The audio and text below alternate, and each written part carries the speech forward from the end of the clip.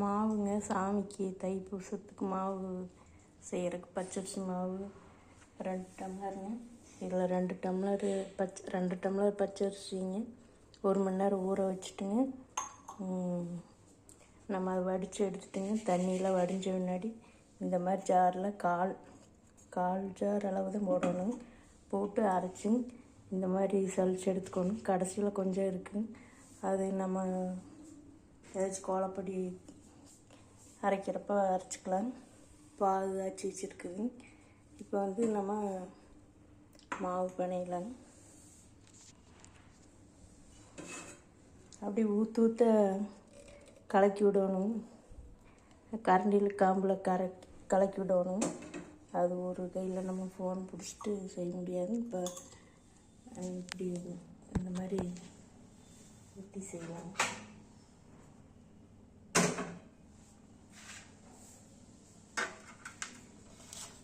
இந்த மாதிரி கரண்டி காம்புலைங்க மாவில் ஊற்றுறேன். 1.5 டம்ளரு சர்க்கரை ஓட்டேன். சும்மா சர்க்கரை மூழ்கிற அளவுக்கு தண்ணி ஊற்றினா போதும். 2 டம்ளரு அரிசி மாவுக்கு 1 டம்ளரு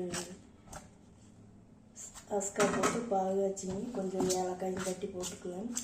இந்த மாதிரி நம்ம கரண்டி காம்பில் சூடாக இருக்கிறப்ப கிளறி விட்டுட்டு உருண்டையாக பிடிச்சிக்கலாம். கொஞ்சம் நீந்த மாதிரி இருந்ததுன்னா நம்ம கொஞ்சம் நேரம் கழிச்சு உருண்டை பிடிச்சிக்கலாம். மாவு உருண்டை செஞ்சுக்கலாம். இப்போ பத்தலைன்னா நம்ம பால் ஊற்றிக்கலாம். இப்போ நம்ம கையில் கரைச்சிக்கலாம். 2 உருண்டை வர மாதிரி நம்ம மாவு போட்டிருக்கிறேன். இந்த மாதிரி வந்துடும். மாவு கொஞ்சம் மிச்சமே இருக்குது. பால் கொஞ்சம் மிச்சமாக ஆயிடுச்சு.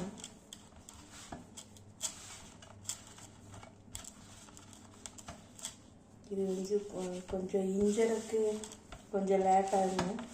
நம்ம 2 உருண்டையாக பிடிச்சி வச்சிட்டோம்னாங்க அப்புறம் சதுரமாக ஒரு 1/2 மணி நேரம் போயிங்க நம்ம சதுரமாக தட்டி வெள்ளை மாதிரி சதுரமாக வரும்.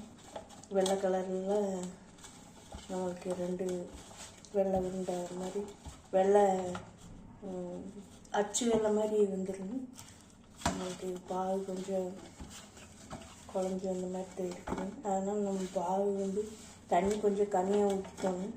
இப்போ நம்ம இதை 2ஆக பிரிச்சுட்டுங்க உருண்டை செஞ்சுக்கலாம்.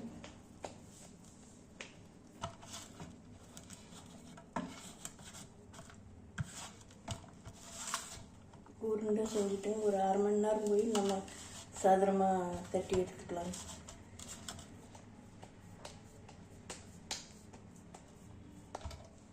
பாகு நம்மளுக்கு இந்த அளவுக்கு கொஞ்சமாக மிச்சம் இருக்குது. அதனால் நம்ம எப்போவுமே சர்க்கரை அதிகமாகவும் தண்ணி கம்மியாகவும் வச்சோம்னா மாவு கொஞ்சம் இனிப்பாக இருக்குங்க. தண்ணி அதிகமாக ஊற்றிட்டோம்னா இனிப்பு கம்மியாக இருக்குங்க.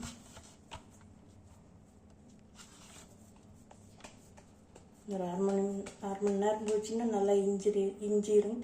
இந்த மாவு நம்மளுக்கு 1 வாரத்துக்கெல்லாம் கெடாமல் இருக்குங்க. இப்போ இந்த மாதிரி உருண்டை உடிச்சுக்கலாம். 2 உருண்டை வருங்க. ஒரு உருண்டை பிள்ளையா இருக்குன்னு சொல்லிங்க இப்படி செஞ்சு வச்சிடலாங்க. இந்த 2 நம்ம உருண்டை பிடிச்சிக்கலாம். உருண்டை பிடிச்சி நம்ம செய்ய அப்படி உருண்டையை கொஞ்சம் இஞ்சிக்கிங்க பாருங்க. ரொம்ப கெட்டியாக இருந்ததுன்னா உங்களுக்கு 1 வாரம்லாம் இருக்கும்போது பொழுன்னு ஆயிருங்க. இது கூட நம்ம தேங்காய் கடித்து சாப்பிட்டோம்னா நல்லா டேஸ்ட்டாக இருக்குங்க. நம்ம சாமி உடைக்கிற தேங்காயுமே மாவு சேர்ந்து சாப்பிடுவாங்க. சின்ன பிள்ளைங்களாம் விருப்பப்பட்டு சாப்பிடுவாங்க. இது அஸ்கா மட்டும்தாங்க. மண்டபத்துலேயும் செய்வாங்க. இது நாங்கள் அஸ்காவில் தான் சர்க்கரையிலேருந்து செஞ்சுருக்குறேன். இது எப்படி பண்ணாலும் நம்மளுக்கு உருண்டை இப்போ வராதுங்கண்ணா. ஒரு 1/2 மணி நேரம் கழிச்சு நம்மளுக்கு மாவு அச்சு மாதிரி சின்ன அச்சு மாதிரி இது பெருசாக நம்ம தட்டி எடுத்துக்கலாங்க. இப்படி இப்படி 4 பக்கமுங்க இப்படி தட்டணும், தட்டிக்கிட்டே இருக்கணும். அப்புறம் இப்படி மேலே வச்சு இப்படி தட்டி கரெக்டாக 4 சைடு வர்ற மாதிரி நம்ம இப்படி தட்டிகிட்டே இருக்கணும். அது இன்னொரு 1/2 மணி நேரம் ஆகும். அது இப்போ நம்ம செய்ய முடியாதுங்க. எப்படி இருந்தாலும் ஒரு 1/2 மணி நேரம் ஆச்சுன்னா நம்ம தட்டி எடுத்துக்கலாம். இப்போ இந்த அளவுக்கு இஞ்சி இருக்குதுங்க. இது மறுபடியும் நம்ம உருண்டை பிடிச்சிக்கலாம்.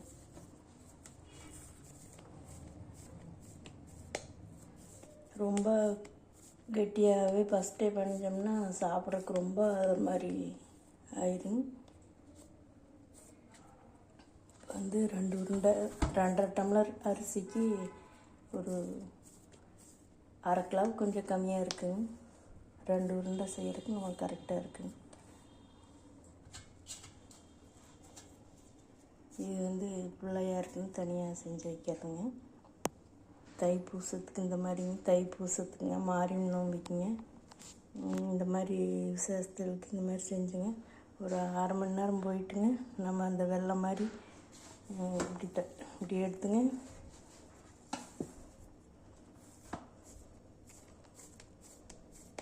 நல்லா இப்படி நீல வாக்கில் பிடிச்சிட்டுங்க இப்படி நல்லா அமுத்தணும். அமுத்திட்டுங்க அடிப்பக்கம் நம்மளுக்கு இதாக இருக்குங்க, தட்டி தட்டி எடுக்கணும்.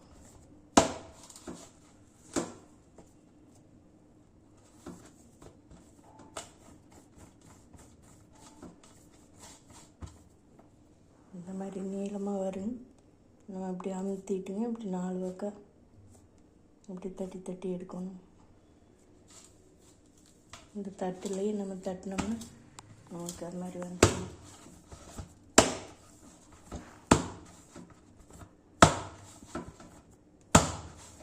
நாலு பக்கம் வர்ற மாதிரி தட்டணும். திருப்பி திருப்பி தட்டிங்க நேராக வச்சு நம்ம அமுத்திக்கலாம். ஒரு 1/2 மணி நேரம் ஆகணும்.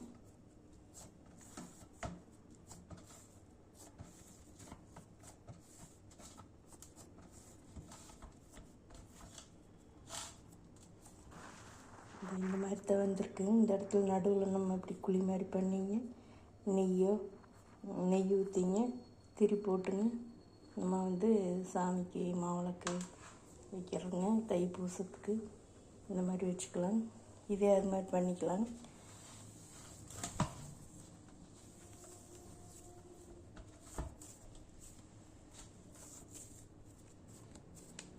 இப்போ கொஞ்சம் இஞ்சிக்கிச்சுங்க, ஃபஸ்ட்டு இருந்ததுக்கு இப்போ கொஞ்சம் இஞ்சிக்கிச்சுங்க. இந்த மாதிரி வச்சுங்க நல்லா அப்படி அமுத்திட்டுங்க இப்படி குழி மாதிரி பண்ணி நம்ம தட்டணும்.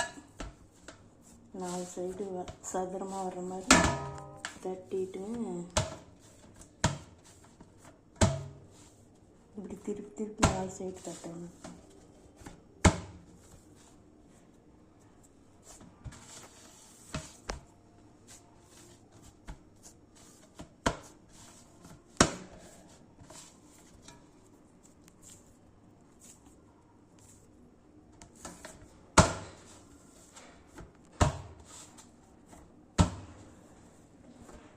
கரெக்டாக 4 பக்கம் அப்படி திருப்பி தட்டிங்க நேராக எடுத்துங்க. அப்படியே கீழே அமுத்தணும். கீழே அமுத்திட்டுங்க அப்புறம் நம்ம 4 பக்கம் தட்டணும். இந்த மாதிரி தட்டிகிட்டே இருந்தோம்னா நம்மளுக்கு அச்சு வெள்ளை மாதிரி வந்துடுங்க. நடுவில் குழி இது மாதிரி பண்ணிங்க. நம்ம சின்ன திரியை ஒரு திரியில் பாதி திரியை எடுத்துங்க, நெய் ஊற்றிங்க. நம்ம தீபம் போடணும்னா போடலாம், இல்லாட்டி அப்படியே நம்ம வச்சு சாமி கும்பிட்டுக்கலாம். தனியாக தீபம் வச்சு மாவிளக்கில் மாரியம்மன் நோம்பி அப்போல்லாம் உங்களுக்கு இந்த மாதிரி வச்சுங்க. திரி நெய் ஊற்றிங்க, திரி போட்டு மாரியம்மனுக்கெல்லாம் மாவிளக்கு கொண்டு போவாங்க. இது இன்னொரு 1/2 மணி நேரம் ஆகணும் அந்த அச்சு வெள்ளை மாதிரி வர்றதுக்குங்க. இது கொழுக்கட்டை மாதிரி பிடிச்சிங்க. இது பிள்ளையார் கொழுக்கட்டைன்னு பிள்ளையாருக்கு தனியாக வச்சிடணும். அவ்வளோதாங்க, மாவு செஞ்சாச்சுங்க.